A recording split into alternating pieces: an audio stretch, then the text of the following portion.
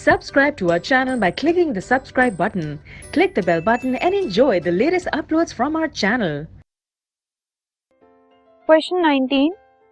Out of the elements, nitrogen atomic number 7, phosphorus atomic number 15, fluorine 17 and argon 18, which element will show similar chemical properties to an atom with electron structure of 2,7?